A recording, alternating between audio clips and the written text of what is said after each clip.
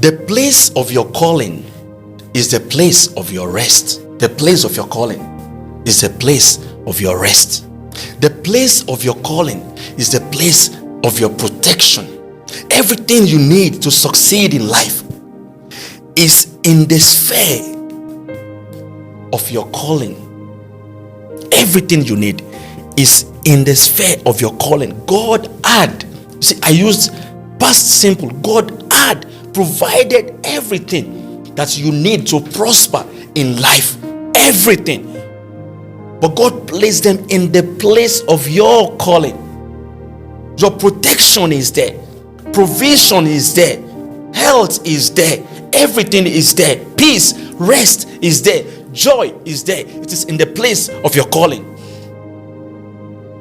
But the moment you move outside of your calling, the moment you go outside of your calling, you have gone out of the place of protection. You have gone out of the place of provision.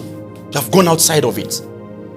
Everything you are looking for, everything that you desire is in the place of your calling. You have to know that. You have to know. So when God calls a man, it doesn't have an option. It doesn't have an option. It doesn't.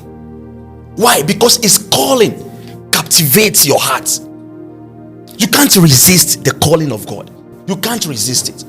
When God says, I want to use a man, I want to use a woman, you can't resist it. You can't.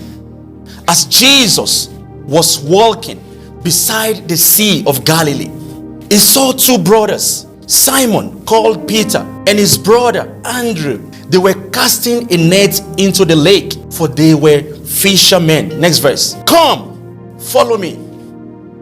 Jesus said, and I will send you out to fish for people. Next verse. At once, can we read together? At once, they left their nets and followed him.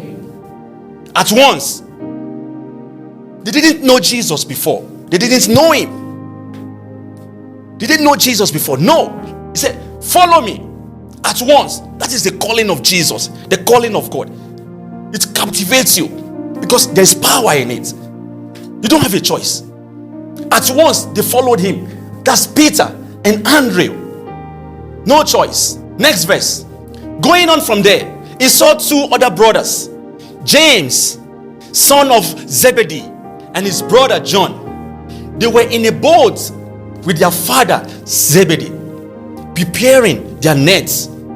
Jesus called them. Next verse. Can we read together? And immediately they left the boat and their father and what? Followed him.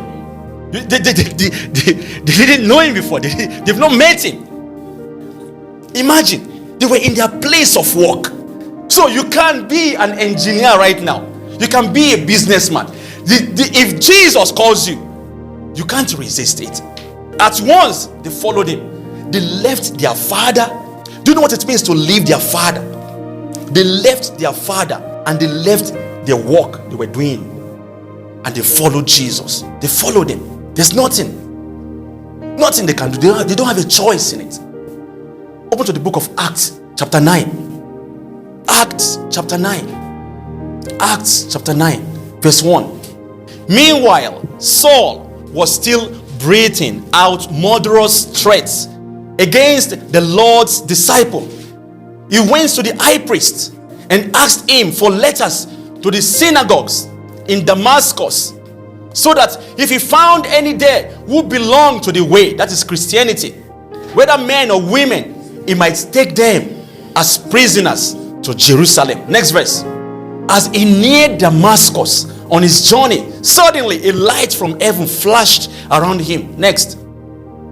He fell to the ground and heard a voice say to him, Saul, Saul, why do you persecute me? Who are you, Lord? Saul asked, I am Jesus whom you are persecuting. Now, get up and go into the city, and you will be told what you must do. There's no conversation that can I use you? Can I use you? There's nothing like that. There's no conversation. Can I use you? Get up and go. It's a command.